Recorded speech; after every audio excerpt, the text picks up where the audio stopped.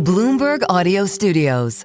Podcasts, radio, news. This is my message to the Financial Times, who put out an article about the White House snubbing Brian Moynihan. If they'd seen the embrace between Brian and the Commerce Secretary just moments ago, I don't think they would have written that article, would they? You know, they were talking about, saw you last night. It was great. How nice it was. Go get him. Exactly. I thought we had to shut down a studio for a moment. It wasn't, they needed to, reconcile or discuss all of their previous, experiences together, but they were all positive. Let's stick with the economy. The positive outlook. Joining us now is the Bank of America Chairman and CEO, Brian Moynihan. Brian, good to see you. Good to see you. Howard and I were on a panel yesterday, and then maybe the day before yesterday, then lunch today, and actually we're going to do another public venue where we're talking about how you raise the money to do all this investment he was talking about. So he's bullish on America, and I watched part of the interview. It sounds like he said that. You guys are too? Yes. So let's start with the GDP forecast and the outlook. So our research team, our research team is one of the best in the world, led by a woman named Candace Browning-Platt, and they all come out and they raised their GDP for the U.S. to 2.8% growth for 26, right before we came to Davos. The world about 3.5%. They raised it 0.1. And the important things, I think, to think about the U.S. is you think about the travel from the last time we were here. Last time we were here, we probably had 2.5% for 26. Then Liberation Day, it drops all the way to 1.5. And then as a settling in of there's the four primary policies of the Trump administration, trade and tariff, tax, immigration, and deregulation started settling in. We've raised it back to 2.6 and now 2.8, and that's bullish. And then underneath it, we see what the consumer really does, and if we can talk about that. The consumer spending was strong in the fourth quarter. When I'm talking about that, it's $4.5 trillion, our 70 million consumers, which we're blessed to have, put into the economy a year, and that. For the fourth quarter, that grew about 5% over the 24's fourth quarter. And so far in January, it's growing a little faster than that. Now, you got to be careful about 2 weeks don't make a quarter, but it's staying up there strong. Well, let's pair that GDP forecast with the bank and the business lines then. What position are you in to take advantage of that better growth story in America, and where do you expect it to show up?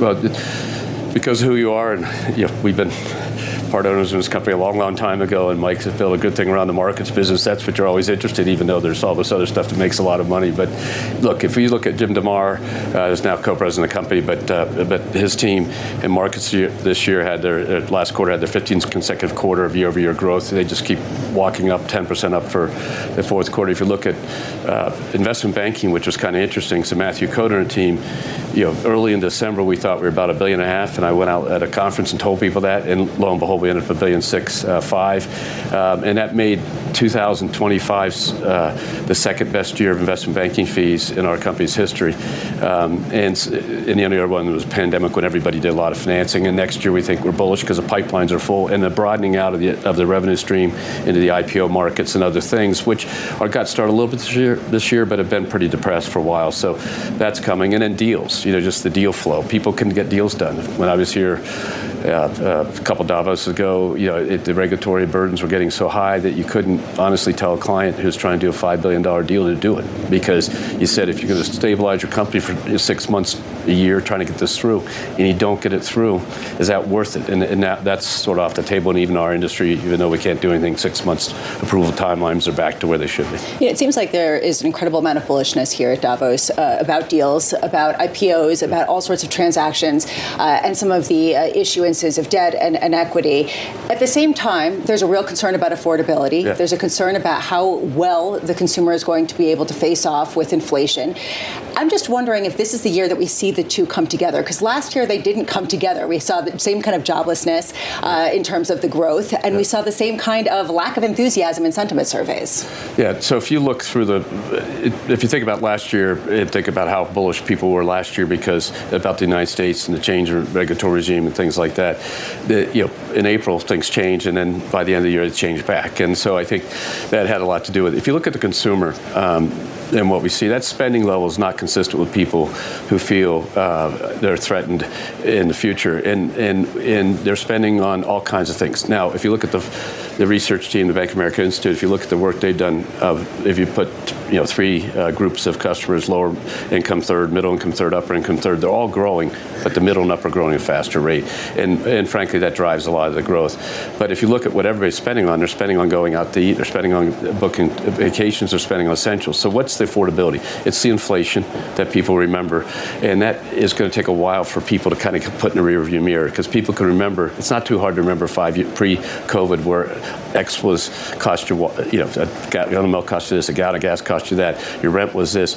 And with that explosion in prices, wages also went up, but the consumer thinks more about the price side. And then the question of, will it turn over and get back in sync? And that's what's in those surveys. But if you watch their activity, and I'm a big believer, they'll tell you one thing, watch what they do, and that's what they're doing as of last Friday in the consumer base across 70 million people, which is a pretty good sample size. They're spending a lot, and maybe they would spend even more if there was a 10% cap on credit card rates. I mean, look, this proposal got a lot of attention about a week ago. It feels like 3 years ago, and people pushed back and said it wasn't realistic, it wasn't feasible. We had Jamie Dimon come out and discuss about how try it and see what happens. What's your take on that? How realistic are you seeing those proposals as being?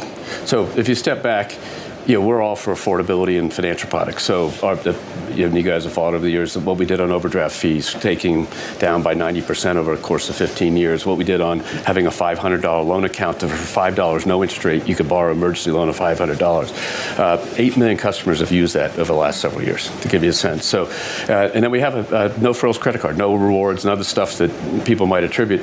That is low rate. It's not all the way down at that rate. So I think the question is, can we figure out a solution where you can avoid the equal and opposite reaction, as our friend Lafayette said in the Hamilton song. Every action has an equal and opposite reaction. So the equal and opposite reaction we all talked about last week. If you actually make this a policy, it can reallocate credit. That will slow down spending. It will slow down credit availability, and that might not be what you're trying to achieve. So can you do something on a go-forward basis on the limited things? And even 1 year, if you had to go reshuffle the whole deck, that would be pretty interesting and to cause a lot of change in people's views of what they have available for credit. And you want people to have available for credit because that gives them the courage to spend. And so we're trying to figure out, we're all working, trying to figure out, okay, given the affordability, given the thought process, is there a way that we can do something that might help without having that equal and opposite reaction? Because that would not be good. Our point is to get the credit losses down to the point where you can afford that rate, you actually can never have a charge-off. And you start to think about who can get credit, that's the thing. So we're working hard. We're trying to come up with solutions like we are on some of the proposals around mortgage and 401k usage, and trying to think of how you maybe can move the transfer of wealth faster by giving people in my age bracket the ability to move a 401k balance to help their kid buy a house or something like that. We threw that out to Howard yesterday. There's these ideas of letting people use their own 401k with less, they can borrow from today, but there's a way you can actually just take a withdrawal so they don't have the added debt burden. And then you got to work on the supply side of housing. And the president was interesting. Yes, he's sensitive to the issue. If you bring down house prices to make it affordable, is that the right answer for everybody? But on the other hand, when you have the kind of over demand in some of the cities we work in, 30,000 units in Charlotte, 20,000 Boston, 30, 40,000, 100,000, whatever in New York, you could build a lot before I think you'd have a major impact on the downward trend in prices. Well, the DJT imposed deadline of January 20th has come and gone for the credit card caps. Have you spoken to the administration about this issue and talked to them about the potential counterintuitive problem with a 10% cap? The team and I talk to administration all the time about these policies and stuff, and they listen, and they're trying to figure out the same issue from their side. How can they make America more affordable? And I think the number one thing we can do to make America more affordable is keep everybody employed and earnings growth. In our client base, across 70 million people, we see a lot of paychecks come in, and that's growing at 3%, 4%, and that's a good number. And so, that wage growth continuity will ultimately make people feel different about it. But it's completely understandable why they feel this sort of unease to how these things came into their household and then what they want to do about it. And then rent affordability, we've given them the types of ideas I talked about. We need to see some better hiring as well. Can we talk about hiring? The AI story, it's difficult to understand what's happened with hiring in this country, in America, over the last 12 months. What do you think has happened? What's your understanding of this drop-off in hiring? Is it a supply-side story? What do you think it is? Well, I think there's a concern of availability of labor because of the population growth, immigration dynamics that I think, again, the administration is trying to get much more fine around exactly what they're doing and not threatening people who've been naturalized citizens and things like that. And that was never what they're intended to do, but people started reading it. So I think, and if you looked at our small business surveys, labor availability became an issue again and hadn't been for a good while. And so I think that's something we've advised the administration to be mindful of, because you don't want that to become a constraint on people's views years of growing. Now, the big hiring story here, where Davos and everybody keeps saying this year's about AI, last year was about AI, the year before was about AI, the year before was about AI. In 2019, the premise was the fourth industrial revolution, which was AI without just saying it, and so it's not a new theme. And so I give you, since the first time you probably asked somebody who decided the pandemic, say post-pandemic, about is AI going to cause you to change your hiring? Let's call it 4 years. Let's call it 3 years. We hired 65,000 people at Bank of America. 2,000 kids out of school, plus out of school every year. Now, and that's with a turnover rate 8%. We got to hire, in the month of January, we'll hire like 1,300 people, and we'll have the same head count we had in the month of December. Are these people doing exactly what the people left? Sometimes those jobs got eliminated. But that's what management is challenged, is how do you think to make the changes we got to make, the transformations, to make the customer experience the best it can be, to grow the company and to manage expense. And that means you have to really pay attention to the headcount movement, and that's why we watch it carefully. That's where the tension is, though, I think, for a lot of people. Yeah. You've got the societal problem on the one hand, and on the other hand, you've got the opportunity. Yeah. And the opportunity is to do even more with what you've already got. Yeah. And that's the productivity story. Yeah. And that's what you're selling to investors. That's the pitch at the moment, isn't it? So we had 285,000 people in 2010 when the team took over. We have 212,000 people today. And you never heard anything about labor dislocation because we just kept planning ahead. But that's the application of technology. You just take the consumer business, and I showed it Investor Day, 100,000 people to 50 to make it simple. And if you look at that, the business is 3 times as big in terms of transactions, activity.